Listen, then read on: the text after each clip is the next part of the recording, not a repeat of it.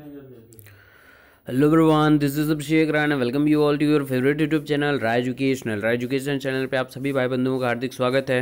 मित्रों, ये वीडियो कल शाम को मैंने अपलोड की थी चकबंदी लेखपाल के नोटिफिकेशन विज्ञापन के जरिए जो आउट हुआ था विज्ञापन, सारी चीज़ें आपसे उसमें बातचीत की थी। आप लोगों ने काफ़ी पसंद किया उसको और आपके कई प्रश्न उस पर थे, तो उसी संदर्भ में ये वीडियो है कि चकबंदी लेखपाल की भर्ती से जुड़े आपके सभी प्रश्नों के जवाब इस वीडियो में। क्या ट्रिपल सी की सबसे ज़्यादा अहमियत इसमें थी और पूछा गया था। पिछली बार जो भर्ती आई थी उसमें ट्रिपल सी की वरीयता सबसे ज़्यादा थी। और क्या बिना ट्रिपल सी वाले भर सकते हैं फॉर्म, क्या ओबीसी वाले भर सकते हैं, क्योंकि ओबीसी और एसटी जैसे बात की जाए तो उसकी वैकेंसीज़ नहीं आई हैं। तो उस पे संदर्भ में आप लोगों के प्रश्न काफ़ी आ रहे थे। सिलेबस क्या होगा इस परीक्षा का, तो सारी चीज़ें इस वीडियो में डिस्कस करेंगे हम लोग। तो वीडियो पूरा लास्ट तक देखिएगा और मैक्सिमम से मैक्सिमम शेयर करिएगा। पूरा आप लोगों के प्रश्न पहले मैं उठा दूं कमेंट से, आप लोगों को दिखा दूं आपने कमेंट्स में जो प्रश्न पूछे हैं, फिर उसके बाद मैं जवाब देने की कोशिश शुरू करता हूं। तो चलिए वीडियो शुरू करते हैं। तो कल शाम को ये वीडियो मैंने अपलोड की थी और आप लोगों के इसी पे प्रश्न आ रहे थे। चकबंदी लेखपाल भर्ती का विज्ञापन जारी, इस पर मैंने वीडियो अपलोड किया था।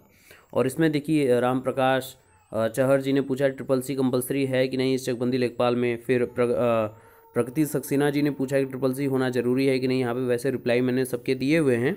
और मोनिका नगर जी ने ट्रिपल सी की ज़रूरत है या नहीं है, इस पे प्रश्न पूछा। फिर उसके बाद आपके प्रश्न ट्रिपल सी के बारे में ज़्यादा कन्फ्यूजन था। अनिल वर्मा जी ने बोला कि सिलेबस बता दीजिए प्लीज़। तो डिस्क्रिप्शन में लिंक है मेरी टेलीग्राम ग्रुप की, वहाँ पे मैंने सारी चीज़ें मैंने बोला था कि डिस्क्रिप्शन में लिंक मैं इस वीडियो में भी दे दूंगा।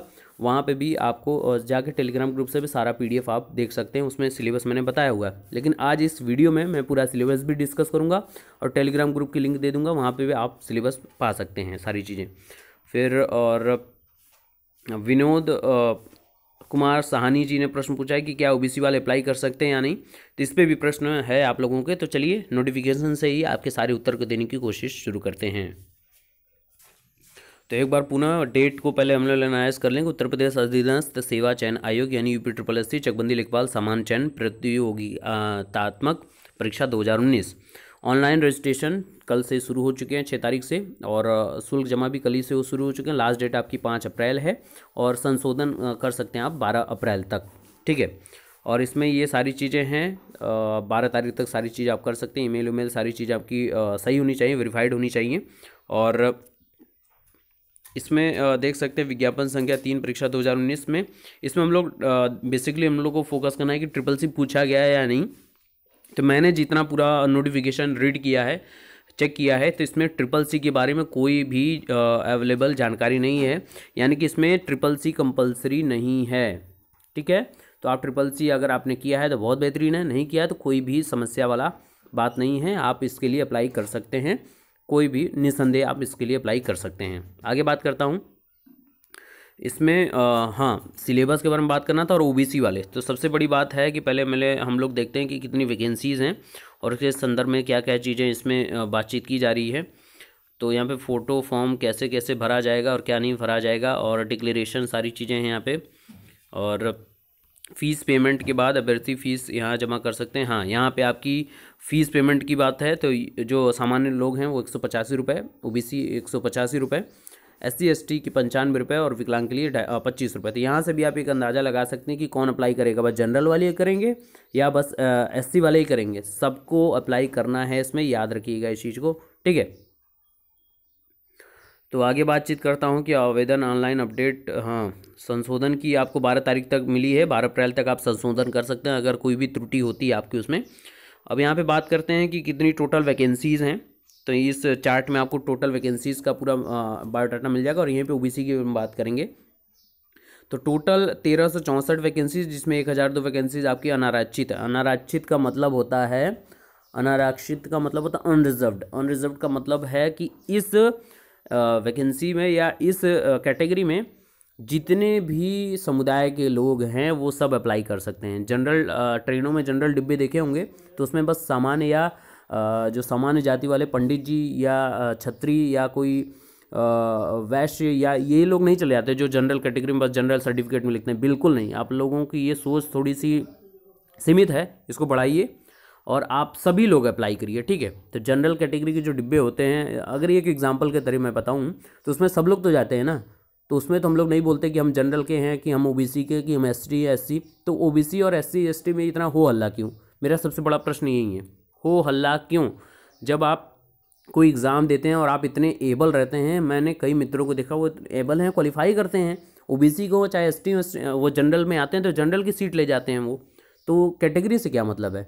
आपकी यहाँ पे गुणवत्ता देखी जाएगी, आपने कितनी पढ़ाई की, कितनी मेहनत की, वो देखी जाएगी। आप जनरल में आइए तो ये भी तो हो गई ना कि बस दो ही आपकी बनेंगी मेरिट, एक जनरल की मेरिट बनेगी और एससी की मेरिट बनेगी, दो ही मेरिट तो बनेगी ना। तो आप मेहनत जिस हिसाब से करेंगे आपको वहाँ पे मिल जाएगी, कोई परेशानी वाली बात नहीं है। तो जितने भी ओबीसी के मित्र हों या एसटी के मित्र हों वो अप्लाई करिए, बिल्कुल निसंदेह अप्लाई करिए और मेहनत करिए और सीट लेके जाइए, कोई भी परेशानी वाली बात नहीं है, ठीक है। तो इस पर जो मित्रों के प्रश्न थे कि ओबीसी वाले अप्लाई कर सकते हैं या नहीं कर सकते हैं, तो उनको आई होप कि जवाब मिल गया होगा, ठीक है। तो इस पर कोई परेशान बिल्कुल मत होइए। हाँ, यहाँ पे स्पेशल कैटेगरी वालों के लिए भी यहाँ पे सीटें अलॉटेड हैं, देख लीजिए। यहाँ पे स्वतंत्रता जो संग्राम सेनानी आश्रित हैं वो 27 पद उनको लिए हैं, विकलांग के लिए 54 पद है, महिला के लिए आरक्षित 272 पद है। तो यहाँ पे महिलाओं के लिए सबसे ज़्यादा आरक्षित पद 272 पद हैं। और जो पूर्व सैनिक हैं, देखिए स्वतंत्रता सेनानी के जो आश्रित रहे उनके लिए 27 पद है, और जो भूतपूर्व सैनिक है उनके लिए 68 पद यहाँ पे सम्मिलित किए गए हैं इस पूरे टोटल वैकेंसीज़ में। तो यहाँ पे सीधी बात है कि मेंशन किया गया है इनको और औपचारिकता रूप से इनको दिया गया है। हाँ, ईडब्ल्यूएस के बारे में भी था कि 10% आरक्षण मिलेगा कि नहीं मिलेगा। जी बिल्कुल। और ये कई लोगों ने प्रश्न पूछा था कि सर ये कहाँ से वैलिडेट होगा, कहाँ से ये प्रमाणित किया जाएगा, कौन अधिकारी इसको प्रमाणित करेगा। तो 10% आरक्षण पे एक वीडियो तो मैंने अपलोड कर दिया कि क्या क्या लोग कैटेगरी के अंदर आएंगे। दूसरा वीडियो भी जल्द आपको मिल जाएगा कि कहाँ से ये चीज़ें वेरीफाइड होंगी, कौन अधिकारी इसको वेरीफाई करेंगे, कितने दिनों के अंतर्गत ये मिल जाएगी सारी चीज़ें, और क्या क्या डॉक्यूमेंट इसके लिए चाहिए। तो सारी चीज़ें अगले वीडियोज़ में आपको मिल जाएंगी, बिल्कुल परेशान ना हो। हाँ, यहाँ पे शैक्षिक अर्हता की बात की जाए तो अगर आप 10+2 यानी कि इंटर है, इंटरमीडिएट आप पास आउट हैं, तो इसके लिए आप अप्लाई कर सकते हैं। और इसके बाद अधिमानी यहाँ पे देखिए, हाँ यहाँ पे शैक्षिक अर्हता के अंतर्गत ही सारी चीज़ें आपको CCC के बारे में भी जानकारी मिल जाएगी। तो यहाँ पे CCC के बारे में कोई भी चीज़ नहीं है, तो आप बिना CCC के इस बार तो इसीलिए ज़्यादा लोग अप्लाई करेंगे क्योंकि यहाँ पे CCC की अनिवार्यता नहीं प्रदान दी गई है। तो ये बहुत ज़्यादा लोगों को छूट मिल गई है इस बार। लोगों की बस सोच का वो होना चाहिए अंतर कि जनरल है तो ओबीसी वाले नहीं कर सकते हैं, और कई लोग ये कह रहे हैं कि और वोट दो इसको, पर्टिकुलर इसको दो, फलाना धमाका। तो इसमें राजनीति नहीं करनी चाहिए, कुछ लोग यहाँ पे करने लगते हैं और लोगों को थोड़ा बरगलाने वाला कार्य करते हैं। तो परेशान बिल्कुल मत होइए, मेहनत आप लोग करते हैं निसंदेह। जितने लोगों को मैं जानता हूँ यहाँ पे, जितने लोग हमसे जुड़े, निसंदेह मेहनत करते हैं और वो इस वैकेंसीज़ को क्लियर करेंगे, इतना 100% श्योर है। तो बिल्कुल भी परेशान मत होइए और आप निकाल ले जाएंगे। हाँ, और एक बात ये है कि यहाँ पे दो ही चीज़ें हैं, अगर आप 10+2 हैं या अगर अन्य बातें आपके पास से, तो सीधे आप भर्ती के लिए अधिमानी मतलब मान्य होंगे, या आप सेना में 2 साल का सेवा कर चुके हों, या आप एनसीसी का भी प्रमाण पत्र हो, तो भी आप इसके लिए वैलिडेट हैं, ठीक है। तो ज़रूरी नहीं है, ये भी अगर आपके पास है तो आप इसके लिए वैलिड है, इसका मतलब ये है। आयु सीमा की बात कर ली जाए तो आयु सीमा की गणना और छूट वो सारी चीज़ें प्रावधानिक हैं, वो आपको मिलेंगी। हाँ, ईडब्ल्यूएस का जो भी था आपको, ये सारी चीज़ें हैं यहाँ पे, आप कहाँ से बनवाएंगे ये सारी चीज़ें मैंने अगली वीडियो में मैंने सारी चीज़ निर्धारित कर दी हैं, वहाँ पे आपको सारी चीज़ें क्लियरली मिल जाएंगी। बस 10% का क्या एक प्रारूप है कि 10% आरक्षण का लाभ बस आपको इकोनॉमिकली बेस्ड मिलेगा, आपका अलग से जो भी होगा, लेकिन आयु में कोई छूट नहीं मिलेगी। जो सबसे बड़ा मुद्दा है कि आयु में कोई छूट आपको प्रदान नहीं की जाएगी। तो ये एक समस्या वाली मैं समझ सकता हूँ कि यहाँ पे समस्या एक है। बाकी हाँ, सिलेबस का आप लोगों ने बातचीत की थी कि सिलेबस का क्या है, तो वहीं सिलेबस के बारे में हम लोग डिस्कस कर लें यहाँ पे, तो सारी चीज़ें क्लियरिफाई हो जाएं कि सिलेबस है क्या हमारे पास। तो यहाँ पे पूरा यूपी राजस्व लेखपाल सिलेबस जो है 2018-19 का, ये सारा सिलेबस में हम लोग डिस्कस करेंगे यहाँ पे। Section, subject, number of question और मार्क्स टोटल कैसे हैं, इसको डिस्कस करते हैं यहाँ पे। तो यहाँ पे आपके 4 सेक्शंस रहते हैं इस एग्ज़ाम में, 4 सेक्शंस पे आप लोग सारी चीज़ें करते हैं, और ये सारा PDF आपको हमारे टेलीग्राम ग्रुप में मिल जाएगा, तो नीचे से ज्वाइन हो जाएगा लिंक से। General Hindi, mathematics, general knowledge और rural village society and development, ये 4 चीज़ें आती हैं आपकी इस पेपर में। टोटल 100 प्रश्न होते हैं, 100 नंबर के।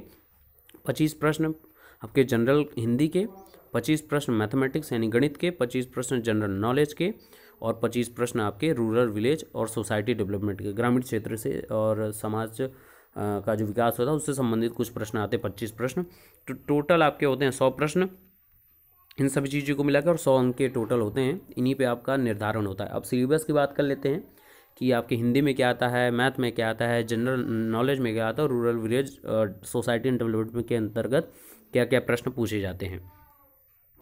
तो जनरल हिंदी की बात करें तो इसके अंतर्गत आपका अलंकार, रस, समाज, पर्यायवाची, यहाँ पर समाज लिखा हुआ है, समास होगा, ठीक है, आपको ये तो पता ही होगा। तो सारी चीज़ें आपको अवेलेबल है हमारे चैनल पे। आप सारी हिंदी तो आई थिंक कि सारा चीज़ अवेलेबल है। बाकी मंथली करंट अफेयर्स भी हम लोग सीरीज़ अब शुरू करने वाले हैं। मंथ जनवरी फरवरी हर महीने की आपकी सीरीज़ मिलती जाएगी। इसके अलावा पर्यायवाची, विलोम, तत्सम, तद्भव, संध्या, वाक्यांशों के, ये तो सारी चीज़ें जो सिंपल जनरल हिंदी में आती हैं वो सारी चीज़ें हैं इसमें। मैथ में आपके अर्थमेटिक मतलब संख्या पद्धति, हानि लाभ और बारंबारता, ये सारी स्टैटिक्स इसमें रहेगी, अलजेब्रा रहेगा, ज्योमेट्री रहेगा। तो ये कुछ कॉमन चीज़ें रहेंगी जिसको आपको सारी तैयारी हमारे चैनल पर चलती रहेगी। तो वनडे एग्ज़ाम की हमने पूरी कमर बांध ली है, कमर कस ली है कि वनडे एग्ज़ाम की हम प्रिपरेशन कराएंगे अपने चैनल पे। तो आपको टीचिंग एग्ज़ाम भी चलेगी और हमारे इसी चैनल पे राय एजुकेशन पे ही हम अपने वनडे एग्ज़ाम की प्रिपरेशन कराएंगे। बाकी जीके की बात कर ले तो अंतर्राष्ट्रीय, राष्ट्रीय, समसामयिक घटने तो आपके करंट अफेयर्स से क्वेश्चन आएंगे। इस वजह से आप मंथली जो करंट अफेयर हमारे आएंगे आप उसको फॉलो करते रहिएगा। बाकी जो इम्पोर्टेंट है आपके इतिहास से, भूगोल से, पॉलिटी से, अर्थव्यवस्था से सारी चीज़ें आपको मिलती रहेंगी। और रूरल डेवलपमेंट ये नया सब्जेक्ट है तो इसको भी हम लोग आपको पढ़ाएंगे। ग्राम विकास, भारतीय संसद में ग्राम विकास कार्यक्रम, ग्राम विकास योजनाएं, प्रबंधन, ग्राम विकास शोध प्रणाली, ग्रामीण स्वास्थ्य योजना, ग्रामीण सामाजिक विकास, ग्राम विकास और भूमि सुधार, तो ये सारी चीज़ें आपको मिलेंगी हमारे चैनल पर। इस पीडीएफ के लिए हमारे टेलीग्राम ग्रुप से जुड़ जाइए और वहाँ पे आप सारे इंपॉर्टेंट नोट्स, पीडीएफ और वीडियोस वहाँ पे आप पाते रहते हैं। तो मिल जाइए हमारे चैनल को सब्सक्राइब जरूर कर लीजिएगा और मैक्सिमम शेयर कर दीजिएगा ताकि ज़्यादा से ज़्यादा मित्रों को जो तैयारी करनी है लेखपाल की हमारे चैनल पर शुरू हो चुकी है तो वो इससे जुड़कर सारी तैयारी अपनी शुरू कर सकते हैं। तो stay tuned on Rai education, stay blessed and stay motivated. God bless you all. Keep sharing and keep smiling. Thank you so much.